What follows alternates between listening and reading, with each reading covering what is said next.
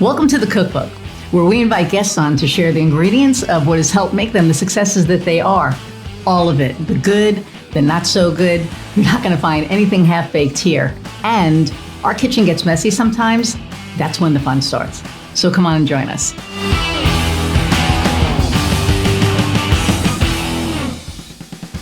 Hey everybody, and welcome to another episode of the Cookbook.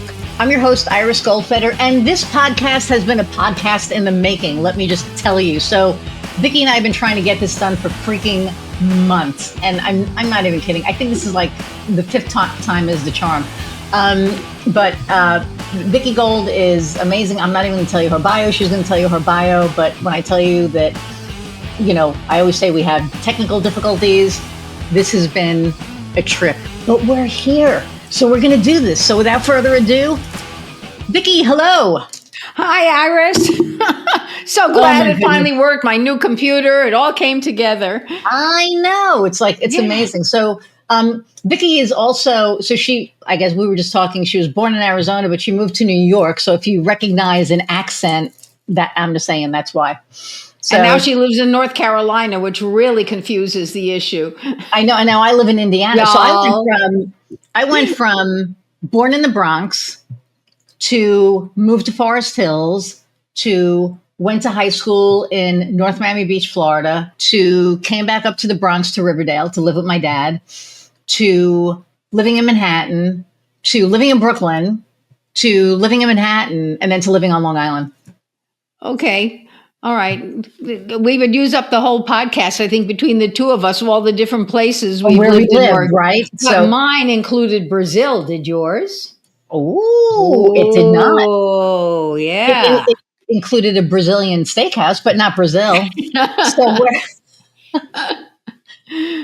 So why Brazil?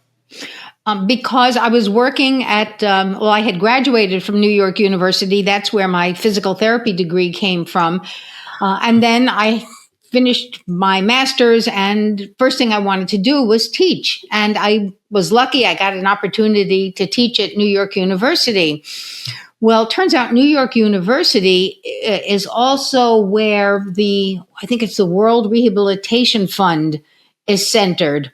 So I'm there one day, and now I'm getting ready to administer a test to the physical therapy students because we used the rehab center for classes.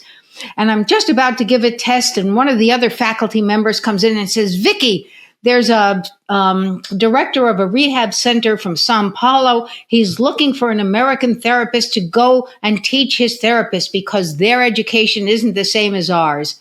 Well, I was footloose and fancy free at the time. The apartment that I had was up, and next thing you know, I'm in Brazil. And just to show how ignorant I was before the internet, which made us all so smart, I was going to Brazil in June, and I'm thinking, tropical climate, it's going to be warm. Well, I froze my patooties off. Had to go out, get a whole new wardrobe, and I learned fast. But anyway, that was the Brazilian, that's part of the Brazilian experience, and it was awesome. That's so cool. That is so cool, though, that, you know, how lucky that you got to do that, right? I mean, I think that's just very, very cool. So, I have like a gazillion questions that, you know, we were supposed to do this for I think this is the third time. Actually, this is the third time. Third time's a charm. Fifth time? Well, I think you because you had a storm that knocked things out. Oh, we had it. Yeah. So you had a storm. Right. You got sick one time. We had a tornado. Shocking that in Indiana we'd have a tornado. But my wife usually deals with the dogs when we have a tornado, and I usually just watch outside. And my indicator that I should probably get my ass in somewhere is that we have a big Weber grill. And if the wind moves that, it's time to go inside, right? Right. So that was one thing. You had that. The next time we tried, you had gotten deathly ill. I don't remember with what. Then I think I had. We had a computer issue. We had the computer issue. So that got canceled. And then you were sick. And now today. Yeah. I wasn't sick. I actually had a conflict with another commitment that showed up. So here we are, Okay. 5 times as a charm. 5 times as a charm. Holy crap. Yeah, we had like a tornado. It was like I'm sitting here going, this is probably not going to be good. And Heather usually is the one who, corrals the dogs into the little hallway and gets food and like a blanket and whatever we need. And she wasn't here and I had to do it. And I was like, I don't know what to do. Speak of the dogs, it sounds like they want to be part of the They today's want to be part. And conversation. you know what? You usually never hear. Actually, hang on. Something's going on with my mic. Oh, it's your mic and not the dogs? No, it's the dogs. But the something's. Hang on a second. Kof, we're going to pause here for a sec. I know you're going to beat me, but my mic is acting. Okay, and shocking, we had a technical difficulty, but we're back. Not that you would know, but now you do. So, Kof, you're. Hang on. Okay, there we go. Now I'm going to try it. Now, 3, 2, 1, starting again. Okay, so where were we? We were in Brazil. One of us was in Brazil. You were in Brazil. I was not in Brazil, although I did go to Fogo de Chão, which is like a Brazilian steakhouse, and they're really good. Yeah. But it's not the same as being in Brazil. And then you said you froze your butt off. Well, only because, I didn't have access to the internet and didn't do the research to find out or even think about what the climate was and the fact that it was exactly opposite what was in the northern hemisphere. So I had to go out, buy a blanket, buy sweaters, buy all kinds of stuff. And the other thing about Brazil is they don't, at least back in 1974, they didn't have central heating. And that was also the first time in my life that I experienced being chilled to the bone. My bones felt cold. I've never had that experience, after or any place else, but in Brazil, right to the bones. Wow. But otherwise, I loved it. The people were wonderful, totally accepting. And the only reason that I came back to the United States was because, my parents and my brother were alive. And the idea of a 9-hour commute didn't work. But otherwise, I was happy as could be there. I love teaching. I wound up speaking broken Portuguese, or what they would call Portunhol, because I would mix what little Spanish I knew with my high school, college French, with English, with Portuguese, and it just became a language salad. But it was wonderful. Portugal is like a mix between French and Spanish, isn't it? Portuguese.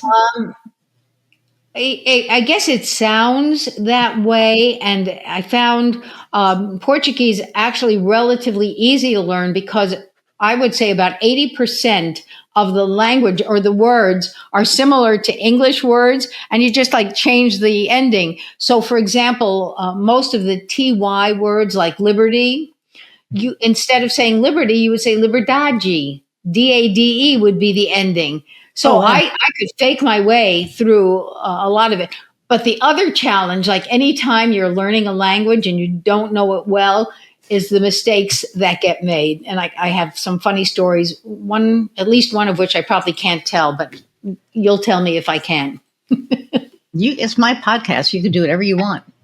So the milder story was going out after work with a woman friend of mine, and we go to a cafeteria or someplace, and we have something to eat. And I turned to her and I said, "Well, is this dinner? Is this dinner?" She said, "No, it's lunch."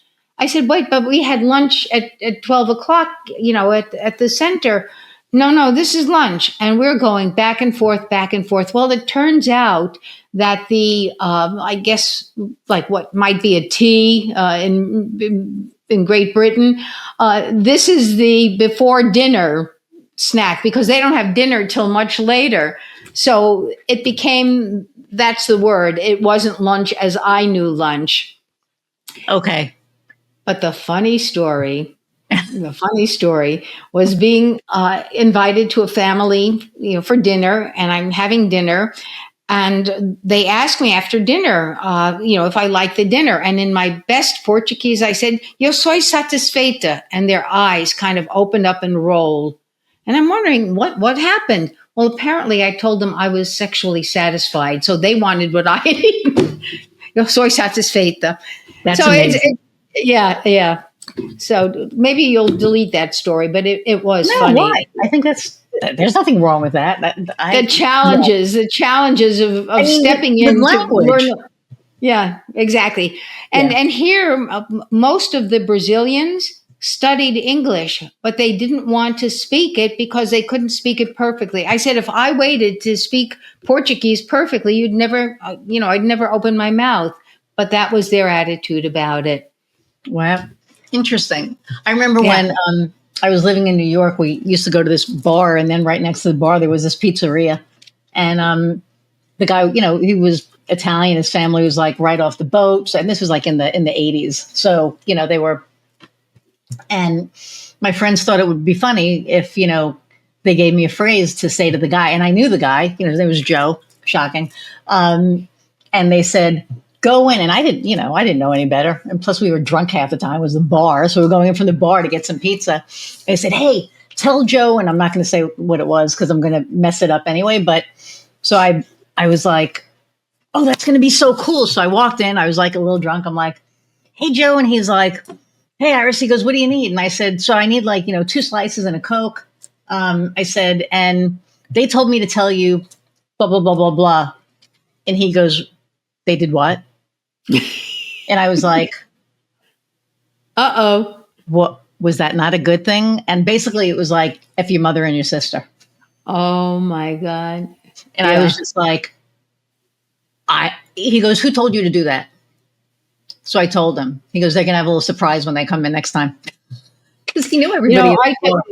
The few times that I traveled to a country where, I didn't speak the language and I was going to be there for a while so that I'd want to learn the language, I would say to people, please don't teach me the slang.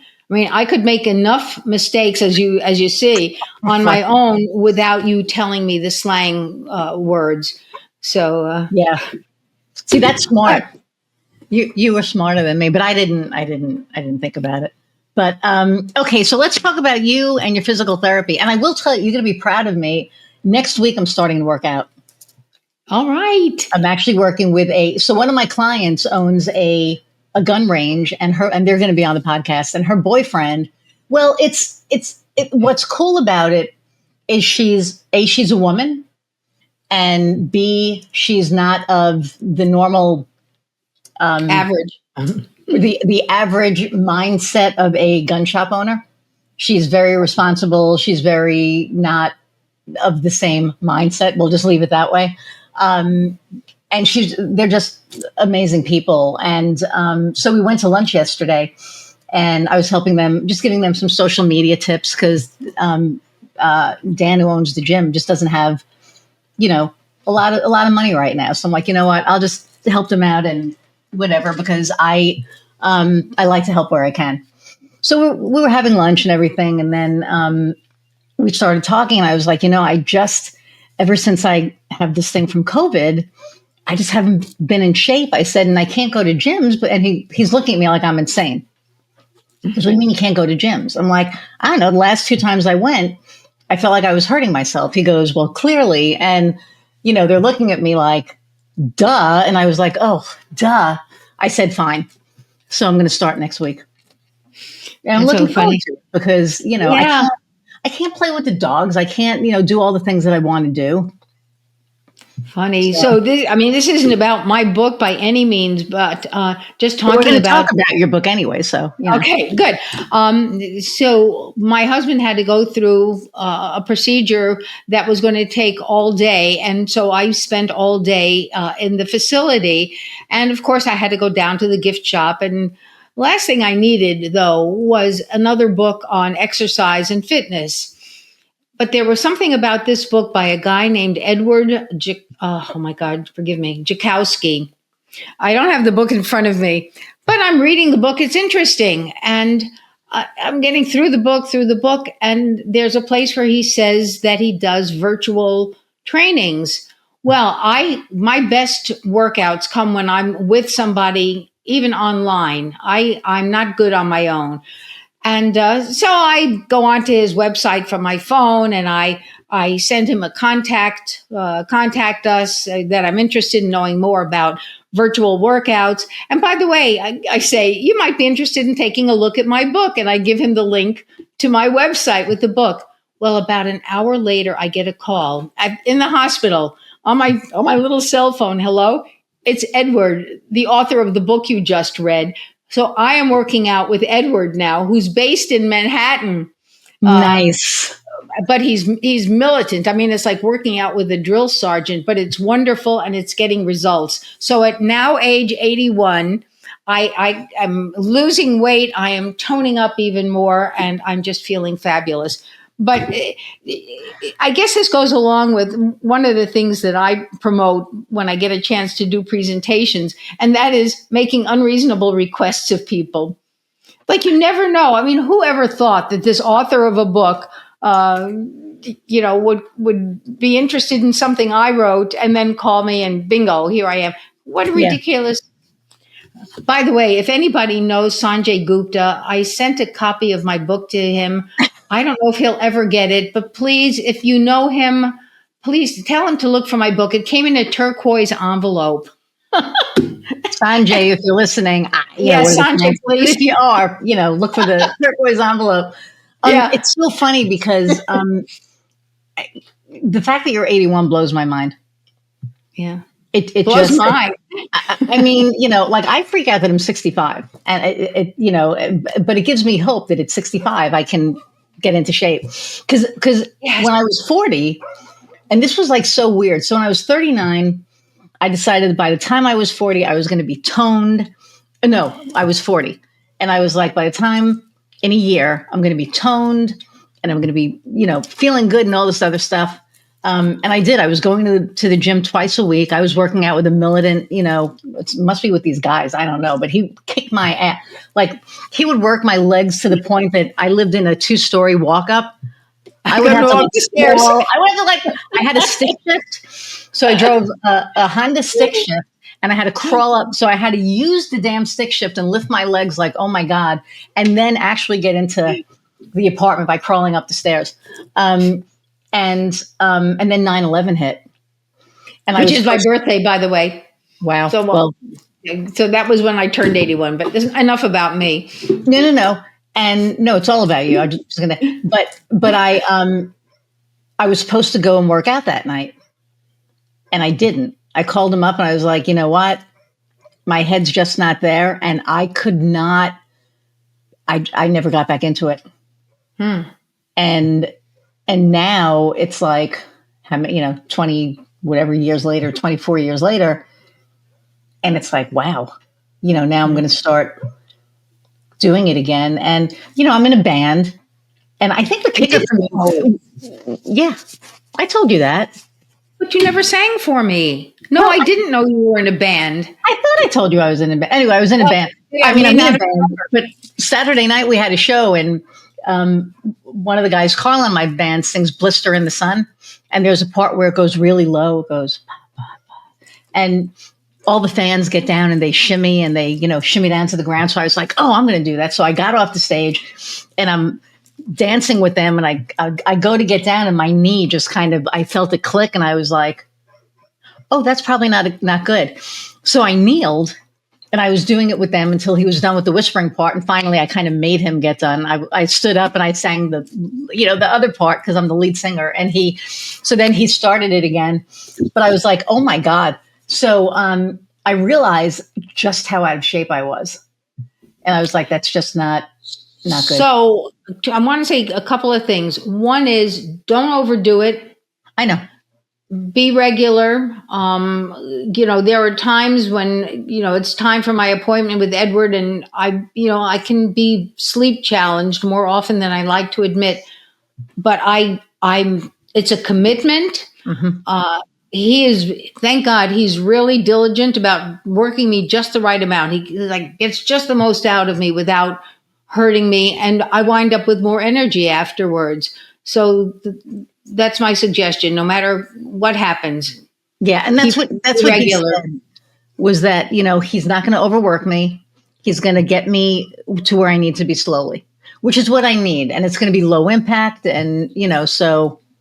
And you're going to teach him about aligning, breathing, and centering in preparation for doing whatever exercise you do. There you go. Because that's just a part of what's in my book, which we're going to talk about sometime. Let's talk about your book.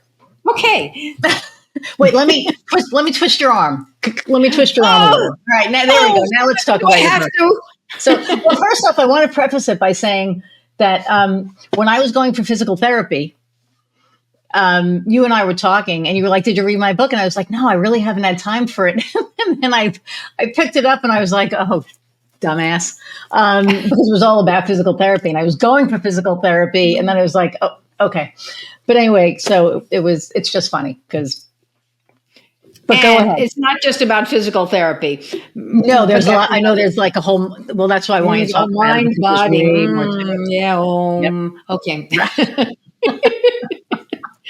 I enjoy you. I'm so glad that we finally got this to work. Yeah, really. Yeah. So where do you want to start, Miss Iris? You start wherever you want to start. The floor is yours.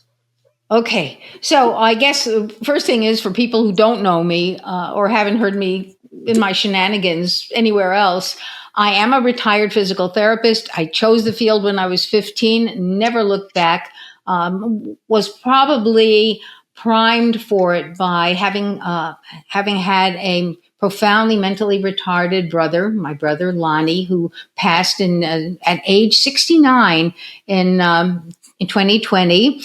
And then I also had a girlfriend, Joyce Alexander, say her name, who was one of the last victims of polio just as the Salk vaccine came out. And that was when we were 10. So I was already primed and very comfortable working with people who had mental or physical challenges.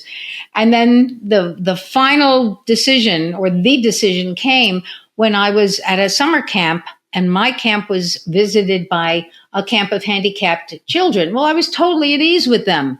I'm riding down the hills of the camp, riding on the back of their wheelchairs. I probably would get in trouble nowadays. But the counselors of their camp asked what I was planning to do when I grew up. And you will notice that growing up has not happened yet. But I said social worker. I think I thought I was going to be planning parties or something. And they suggested physical therapy. So at age 15, the what do they say? The die was cast, and I never looked back. And then you have a question, because otherwise I'm on a roll.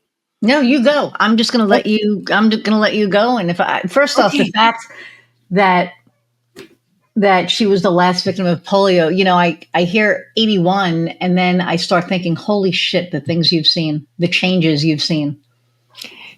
It's funny. It feels like nothing. I will just divert a little bit. I've taken to reading some of the postings that are coming across on Facebook about women who have been unrecognized by history and science.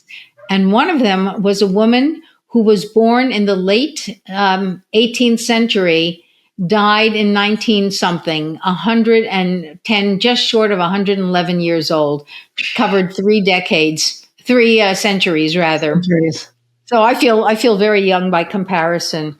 Wow. But yeah, I'm loving those stories. So go ahead. Anyway, the other thing that happened, once I got into physical therapy practice, of course, we take a lot of continuing ed courses. We have to do that to keep our licenses up. But then I also wound up with a lot of experience with things like yoga and Tai Chi and Pilates and Alexander Technique and Feldenkrais. And then there's an organization that's now called Landmark Worldwide, where I got a lot of personal growth and transformation and and of course my share of psychotherapy. And I got to the point where I said, look, all this information and experience I've had, I need to find a way to make it available to people who haven't been through what I've been through, make it simpler for them. And that's how the book was born. The book is titled Aging Safely, Wisely, and Well. It's a movement and mindset guide for older adults. And my company name is Thera, like in therapist, but Thera-Fitness. But what I love is the tagline that eventually came to me, and that is transforming the ways you move through life. Mm.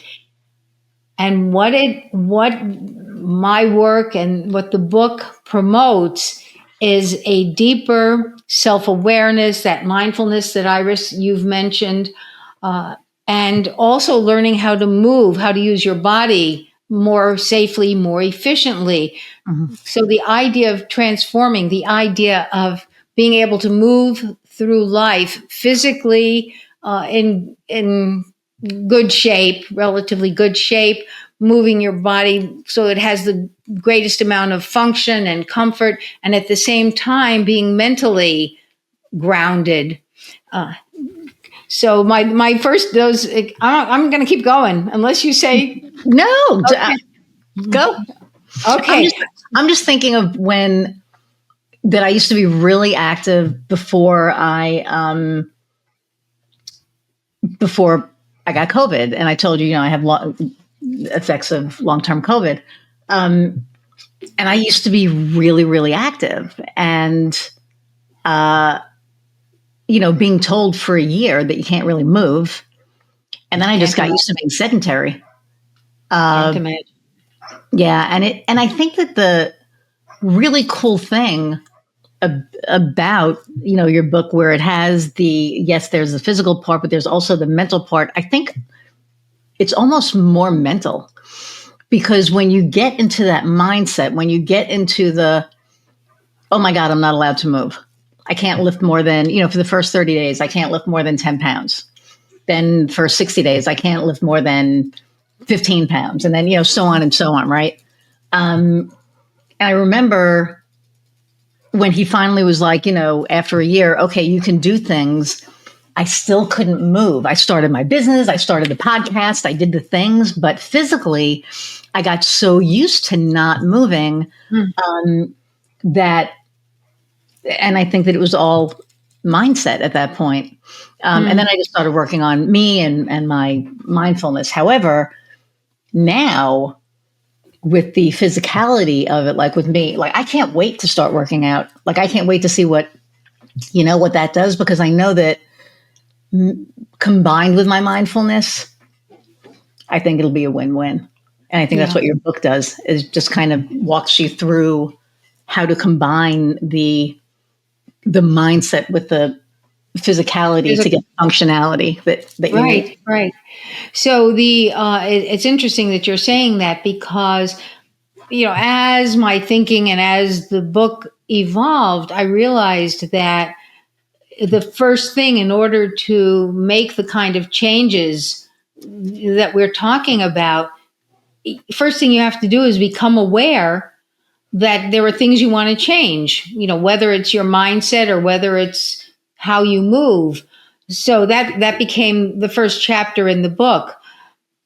As you start working out, Iris, and what I do with people in the class that I teach in the community where I live now, is I tell people you have to learn a certain set of ABCs. And this is the ABC mind body system. And what that is alignment. There's your A, and the importance of good postural alignment. And I go into why is it important? How do you achieve it?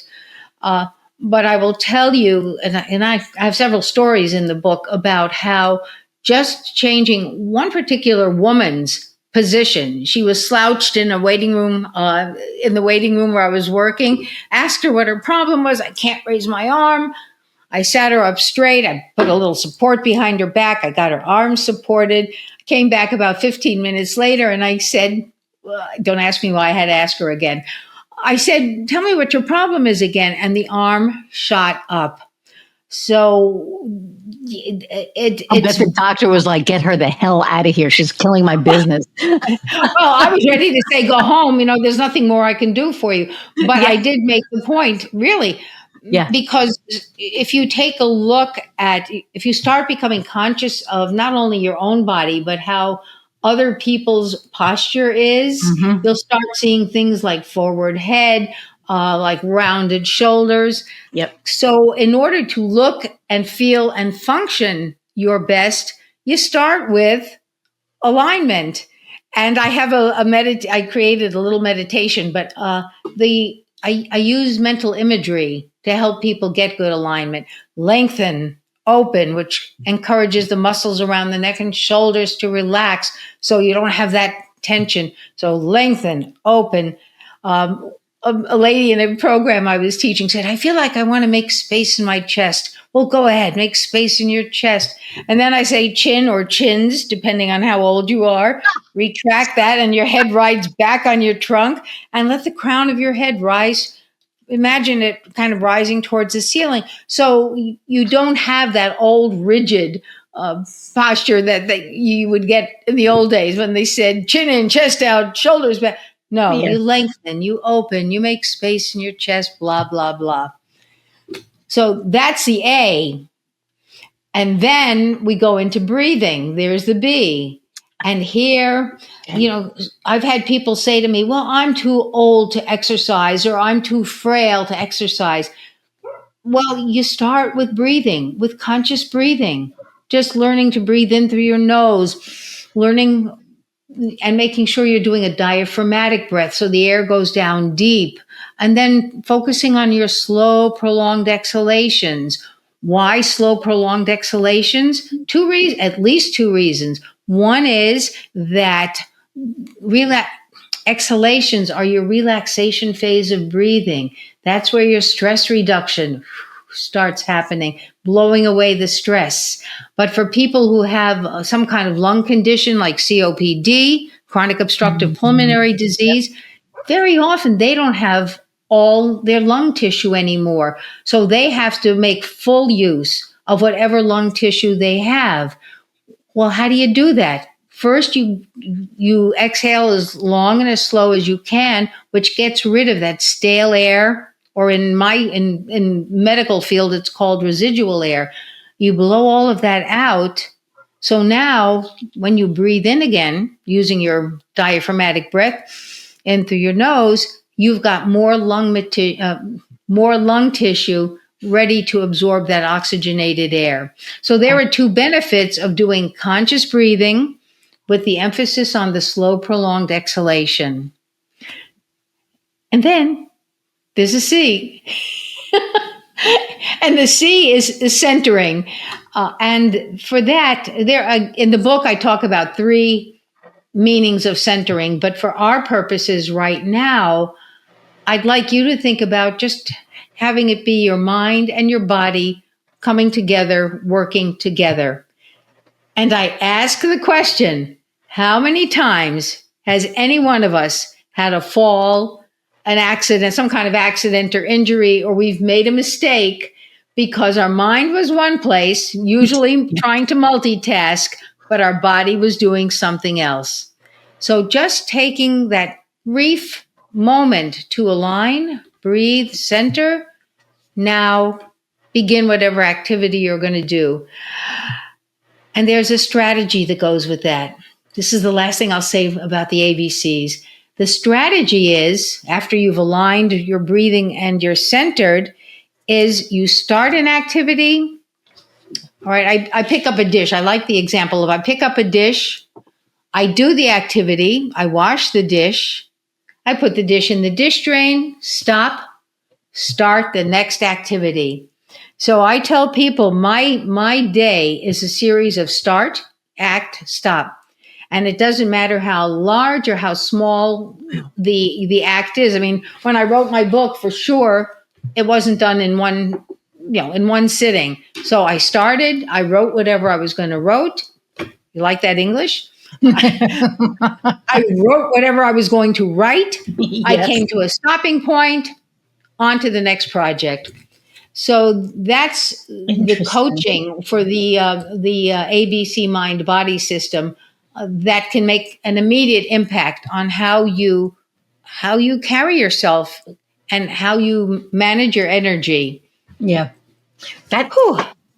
no, that's amazing. I think that, you know, for me, I'm very aware of my posture. And I saw this thing where this guy was like, you know, people say, sit up and put your chest out. And that's not necessarily good. So he said to have your, and nobody can see this, but your arms pinned to your side and then your thumbs up like this, and then just move them out. And where you can't go any further, drop your arms. And that's your posture. And so I've been doing that. Now when I'm sitting at the desk, see, try it. Put your arms, Yeah. right? And your And I thumbs up want to like this. apologize. By the way, Iris, I want to apologize. I've got light coming in. I don't know what people are seeing, but it's like the sun's going down, it looks like. And I don't know what Have your else to prince do. shut it. Just call your prince and have him close it now.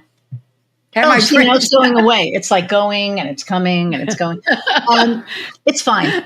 But Yeah, but I just wanted to acknowledge to everybody that I'm aware that I'm fading in and out. I'm not, the light is. you're a light. You're a light. You're getting. Mm. But I found it really, really interesting. And so because I'm at my computer 90% of the day, like even after, Heather will get home and she's been working 12-hour days lately, but like just this week. But, she'll come home. I'll still be working. I'll get done for a little bit and I'll go out and I'll hang with her and the pups. And then I come back in and I finish some stuff that I'm working on that people are like, that's not a good work-life balance. But if there's stuff I want to finish that I don't want to pile up the next day and I can get it done at night, I'll do it because the pups are usually just looking at me anyway. And that's one of the things that I want to change is that, even in the cold, I want to be able to get on the ground and wrestle with them. Whenever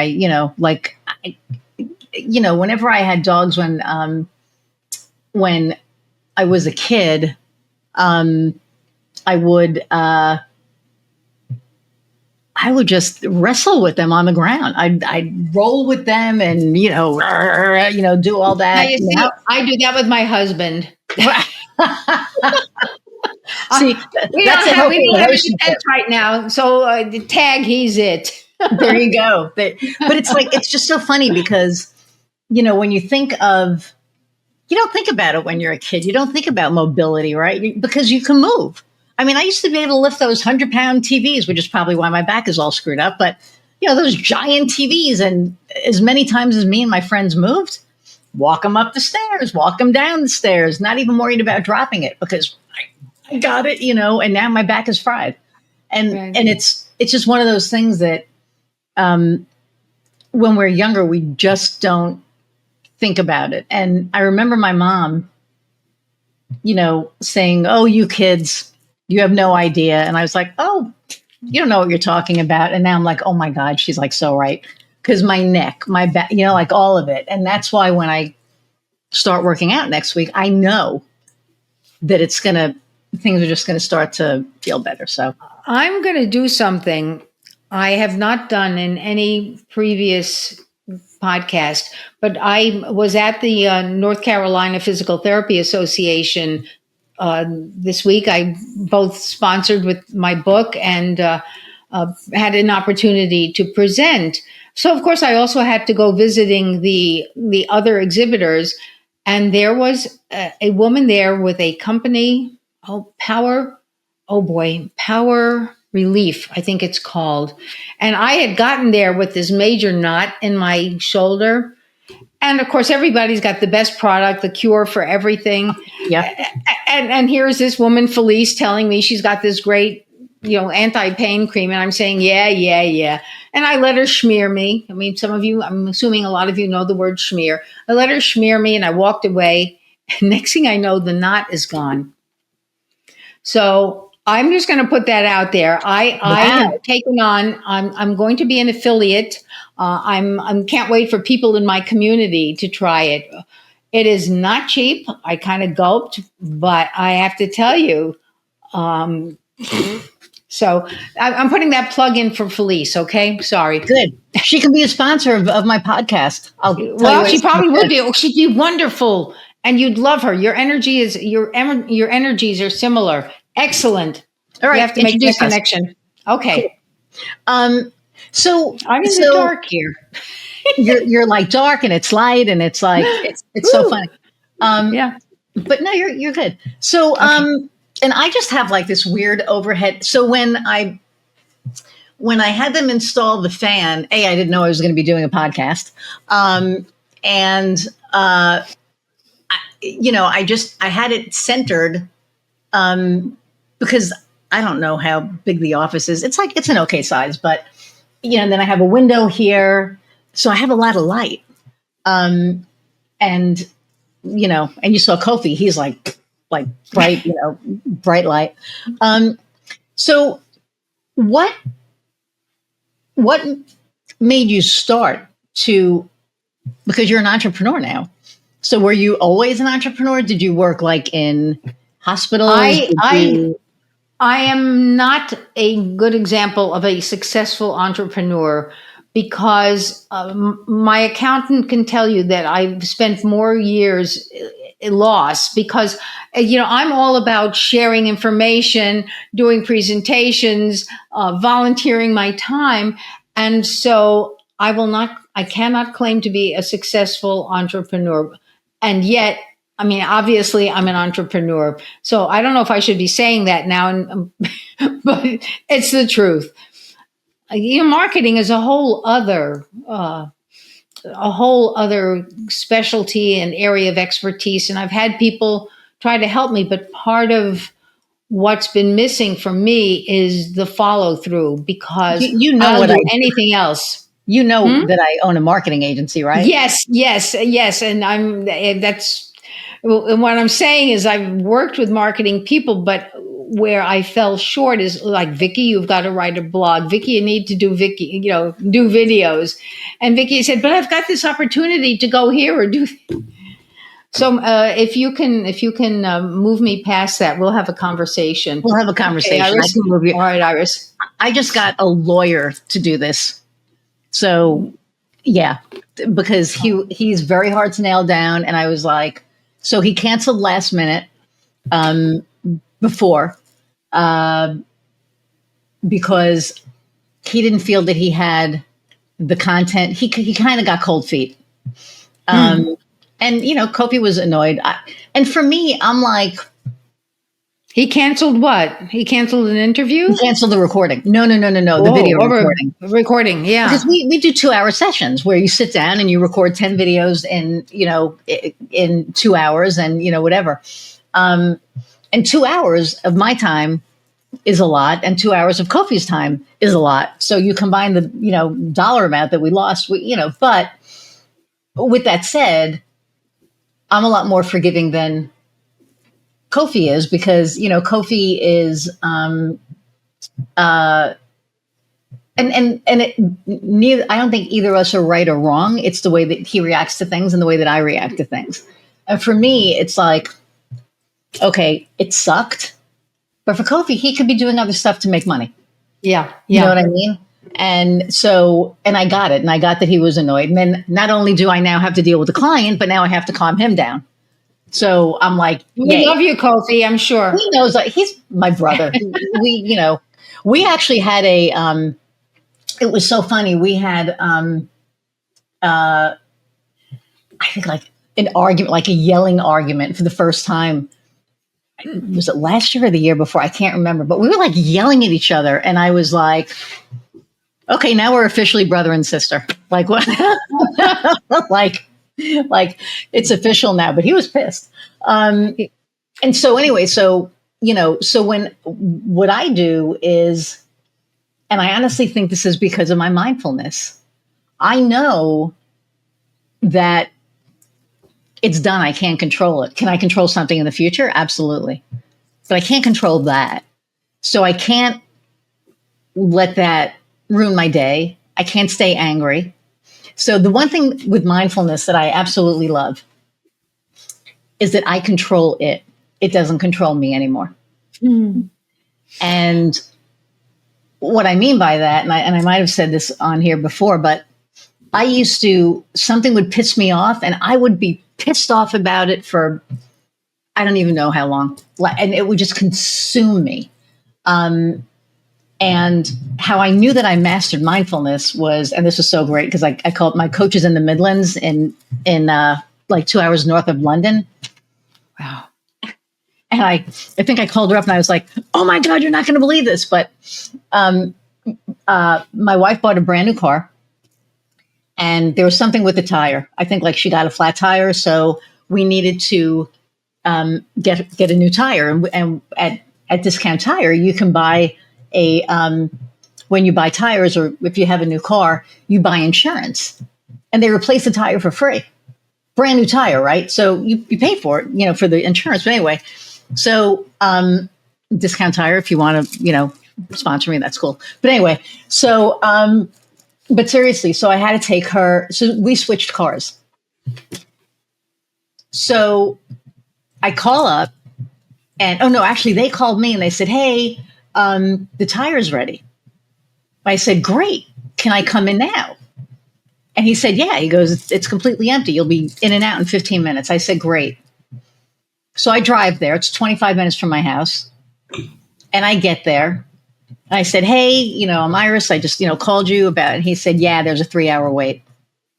And I said, I'm sorry. I just called you 20 minutes ago and you said I'd be in and out in 15 minutes. And he said, yeah, well, we got busy. And I could see that there were people in the room. And I went, but I cut my day short to come here because you said that it will be done in 15 minutes. So can you please take it? Well, you need an appointment. Oh my goodness. Can I? Okay. And now I'm trying not to throat punch him, right? I'm like so pissed at this point. And I'm like, okay. I said, can I please speak to one of the managers? He goes, I am one of the managers. And I was like, of course you fucking are. I'm like, I couldn't even filter it. At that point, I was done. I said, so you can't take me today? He goes, well, we could take you at around 6 o'clock. I said, so I can make an appointment for tomorrow. And he said, yes. I said, great. Do you have anything at 3 o'clock Did this tomorrow? guy know that did he remember? Was he the one you spoke to? It didn't even matter at this point, right? That's like a dead, right? So he's like, I know what I said, but that's not, anyway. So, Wow. So I said, can I make an appointment for 3:15 tomorrow or 3 o'clock tomorrow? And he said, yes. I said, great. Make an appointment for me, please. And he did. And I got in the car and I was angry. Like I haven't been that angry since I started mindfulness. And I was like, okay, he gets 90 seconds. He gets 90 seconds of my time and then we're done. And I'm driving and I'm like, nope, it needs more than 90 seconds. When I get home, I'll be done with it. And Vicki, when I got home, when I pulled into the garage, it was done. Yeah. And I was like, it's really gone. Like I'm not faking it. Like it was a very conscious decision of, I am not letting that asshole affect the rest of my life. I'm just not letting it happen. And when I did it, I was like, oh my God. So I called Diane and it was like 10 o'clock in the Midlands because it was like whatever time it was. And I was like, oh my God, oh my God, oh my God. And I told her and she was like, that's pretty amazing. I'm like, it feels amazing. And it felt like for the first time, I controlled my emotions. They didn't control me. It's so funny because the first time you used that expression, I thought of one of the strategies that I used with the patient. I'm going to apologize again because I've got the sun going down right in front of me. Go ahead, and if you need checkerboard. If you need to shift or something, is it bothering you? Well, I can't. From what I see on the camera, hi everybody. This is it just looks like you're getting all kinds of everything is like dark, and you have like this light, but then it's getting light again. Light. I wonder if you shut the. Go and shut the shade. You talk to the people, and I'll go shut the shade. You go shut the shade. She's going to shut the shade. I'm going to talk to you. So welcome to the Cookbook, sponsored by Gas Stove Creative. How's that? No, seriously. I'm so glad that Vicki and I got to we were able to get together and do this because as you can see, I adore her. And you can see why I adore her. And it was so frustrating not being able to get this thing done. But anyway, what I didn't say in the beginning was share, like, subscribe, or just, just download and subscribe. Do that. Start with that, and then we'll work on other things. And now she's back. That feels better. Look at you. Okay, there we go. Now. Yeah. So, as I was about to say before I rudely interrupted myself, I did a little commercial or two. I don't know. Yeah, I noticed that.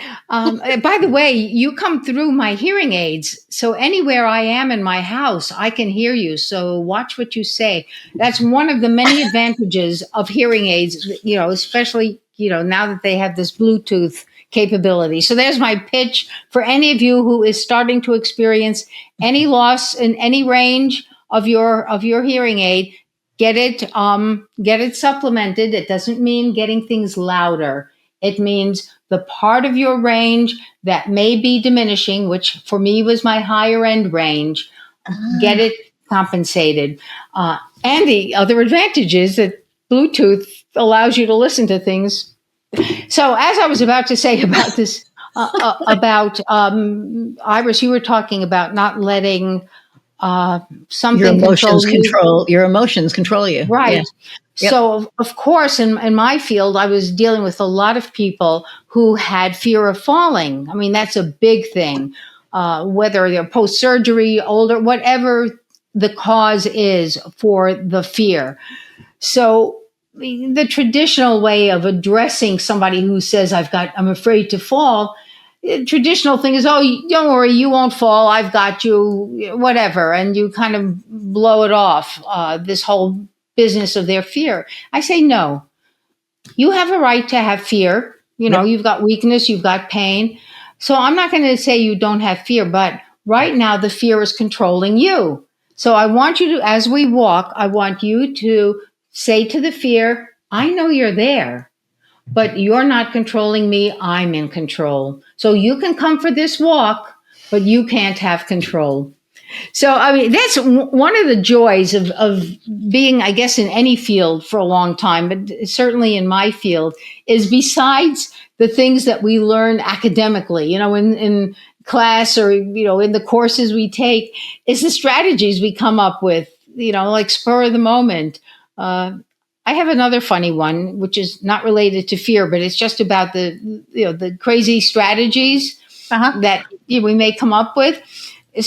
So one of the other problems or challenges that a lot of my patients had was being used to walking fast, especially I was working a lot in New York.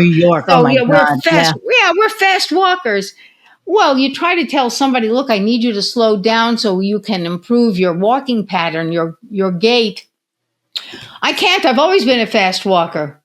So remind me to tell the I can't story because it's really powerful. Okay. So again, coming from nowhere, certainly not out of anything I learned in a class, I got in front of one of these patients that was telling me he can't slow down. And this is going to look really silly, but I'm going to do it anyway. So I said to him, I want you to say the words slow motion. And you think that was slow? I drew it out even longer. And of course, everybody around me and my patient, they laughed at me because I really looked stupid and it sounded silly. And he finally said it. And wonder of wonder, miracle of miracles, Fiddler on the Roof, in case you didn't know. Wonder of wonder, wonder of wonder, miracle of miracles, his walking slowed down. So I don't know what the physiology of it was, but all I can say is it was miraculous. Wow. And then Iris, before we end our podcast at any point today, I have to tell the I can't story. Okay. Because I think we both appreciate the power of words in our lives. And I tell people I have two forbidden words. One of them is should. Don't should on me. I won't should on you. There's a song with that title. And the other is can't. So I have this patient that is wheeled into the physical therapy department for the first time, and she is hysterical. She's had hip surgery. I don't remember what for. She's hysterical, and all she's screaming is, I can't, I can't, before I even ask her to do anything.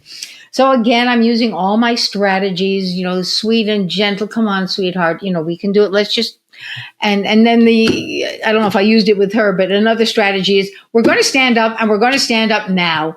Right. So that works with some people. It's like, okay, if you say so. And nothing was working with this lady. I couldn't get her past, I can't. And I gave up. And I said to her, you win. I'm going to let you go back to your room. I am not going to try to stand you up again. However, I need you to say the words, I'll try. I can't. And on she goes. I promise you, I will let you go back to your room. I just need to hear the words, I'll try. And eventually you hear this little whisper, I'll try. I said, okay, I'm going to keep my word now. I didn't want to break her trust. And I get ready to unlock the brakes in her chair, wheel her out. And something made me say, well, would you like to try? And her little head nods. Next thing I know, she stands up. I barely helped her at all. She stood up. She walked the length of the parallel bars, turned around, walked back to her chair, turned around, and sat down. And this happened in the late 1970s. Every time I tell the story, goosebumps. I mean, chills, because that's such a prime example. So you had the example of the lady in the waiting room who just by sitting up straight and getting her alignment better, took care of that. And here with just a change of self-talk, transformational. So I have a list. Okay. I didn't realize there's a little paw behind it. I'm so cute. I love my dogs. And there's try, have, should, but, just, maybe, and can't. Your forbidden words. And those are the words that I have been working on removing from my vocabulary, because try is I commit. So Yoda has my favorite, saying, and it's, there is no try, do or do not. Yeah, and I know that, but it worked with her. It's like I couldn't get too philosophical. No. I'm not saying. I mean, that's like a different. But it's like I commit, and then have, like I have to. No, I intend to. And then shoulda, woulda, coulda. Right? I choose to, or I will. And then but is and. Yes. Another expression, if I can jump in. Because again, it's in one of those things that I've been suggesting, like I say to my patient as I was walking with them, I need you to say the words. So, you'd have somebody with this fear of falling, blah, blah, blah. I need you to say the words, I am tall, strong, and confident, but I'm short, blah, blah. Say the words.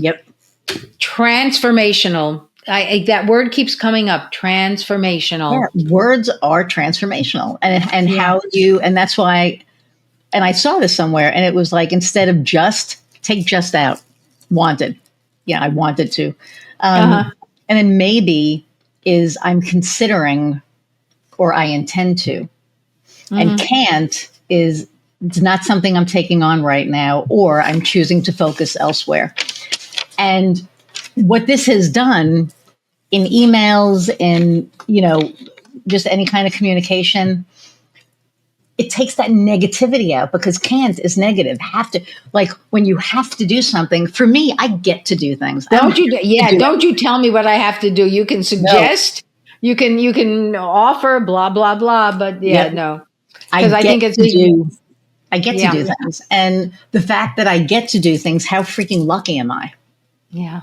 right? It's funny. I've got a little something on a post-it on a little board on the side here, and it came from one of my landmark friends. And since we're kind of being philosophical here, I love this. It says, and I think you'll really appreciate this, Iris. The universe is an intention fulfilling machine. If my intentions are not being fulfilled, I have counter intentions. It's peripherally, relevant, but I just, since you and I and probably people that are listening or watching us, we all have things that we want to or say, we intend to accomplish, and why aren't they happening? Because we say we have this intention, but obviously there's some other intention that's diverting us. Yeah. So many things. It isn't one the road to hell is paved with good intentions. Yes. So, but I think that when we change our mindset, I remember I used to have a mindset of lack. Oh my God, nothing is coming in this month. Oh my God, this client was going to sign. They didn't sign. Oh my God. Oh my God. And then I got out of it. And then I was like, you know what? That client didn't sign. Oh, but there's going to be another one coming right behind it. And as soon as I started thinking that way, that's what started happening. And the beauty of it is that I didn't realize how negative I was until I wasn't. And it was such a shift because I became grateful for everything. Every little, for the water that's in this Stanley that I have the money that I can afford to buy a Stanley, right? I have these amazing resources. I have this amazing wife. I have these amazing, dogs who one is outside, who's insane, but the other one is sitting in here going, what's wrong with her? But I have so much that I get to live this incredible life, and I'm grateful for it. And when you come from a place of anger and lack and jealousy that other people have more, you know what? Do other people have more than me? Hell yes. Do I have more than other people? Yes. But is it about having more? No. It's about being happy with what you have. So two thoughts. Oh, go ahead. No. And and that's something that I work on because I love buying shit. And it's like, I do, it's like, do I need 5 Stanleys? No. Did Caitlin Clark come out with a new clothing line? Yes. Do I need it? No. Do I own it? Yes. So it's like all of these things. And then like my wife was like, I'm choosing to spend my money on something else. And I was like, oh, we're choosing. Guess what? We're in a position that we get to choose. There are other people out there that are sleeping in their cars, that are, in shelters. And I was there. I told you I was homeless when I was 19. So I didn't remember that. To get to be where I am now, and it was all hard work. I worked my butt off. But to get to be in the position that I'm in now, to get to live the life that I'm living now, how can I not be grateful? Yeah. So 2 things came to mind, as much as I'm listening, but, the little brain is going also. Yeah. I'm remembering being introduced to the whole idea of the power of attraction. So now, I make a lot of connections. And in the past, my inclination would be, and my feeling is that I should be following up with them. And just recently, my husband said, well, don't you want to follow up? No, they want me. They want to work with me. All right. So that's one thing. And there was something else you said, and it sailed out of my head. Listen, there's so many things. We'd be on all day. We would be on all day. Yeah. And we're almost at that point. So First off, I want to say thank you so much for sharing. We did it. We made it happen. So I'm so excited about that. Yes. Yes. But thank you so much for taking time out of your day 5 times to make this happen. Um, and And thank you to Kofi and my husband for helping make today possible. I mean, and the internet for cooperating. And then where can people find you? They can go to my website, which is probably the easiest and fastest. My website is, think of the word therapist, but just think Thera, Thera, and then put a dash and then the word fitness. So it's thera-fitness.com. You can get my email from there. It's going to be Vicki with an I at therafitness.com, but you can get me through the email, through the website. And there you'll also see a tab for the book where you hear me do an audio intro, do an 8-minute audio intro. And you can order from, I think there are 5 besides Amazon. It's like a total of 5 different booksellers that have the book. It is not physically in the stores, so you do need to order it online. When you order, God willing, you order, if you find value in the book, I am asking people, please submit a testimonial. I have been blessed with some really good ones, including from a woman who was a former president of our association and a president of the World Confederation of Physical Therapy. Wow. She was one of my instructors back in 1967. So that's been a blessing. So I hope people have found something interesting in what I've shared and what Iris has shared. I love that. And I love that you can say 1967 and I can be like, I was 7 years old then. And it's not like somebody who was born in 1978 and they're like, oh yeah, 1967. So thank you for that. But go ahead. Yeah. No, I guess that's it. So that's where you can find me. And I welcome emails and phone calls and any ideas. I did finally do a blog. It's been ages, but I do have an October blog up. I've got to get something for November. Cool. And I just welcome people's feedback and questions. And the last question that I ask all of my guests is, what lights your fire? Actually, moments like this, being able to share with like-minded people. I am totally lit up now. That's it. Being able to share with another person, maybe a few people, but where you can make the kind of connection and relatedness, where you can just be yourself. What a gift. So thank you. Thank you. Vicki, thank you. Stay right there. I'm going to say goodbye and I'll be right back. Okay. Everybody, thank you so much for hanging out an hour plus. I hope that you adore Vicki as much as I do now. I think she is amazing. 81 years old. Holy shit, the things she's seen. I can't even imagine. She's doing a little shimmy.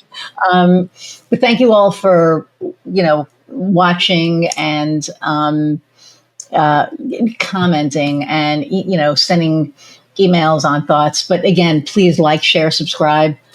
Do all the things, download, review, really review. Reviews are really big right now.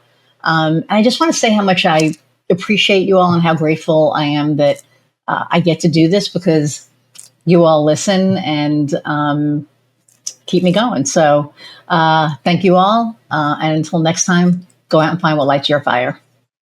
See ya.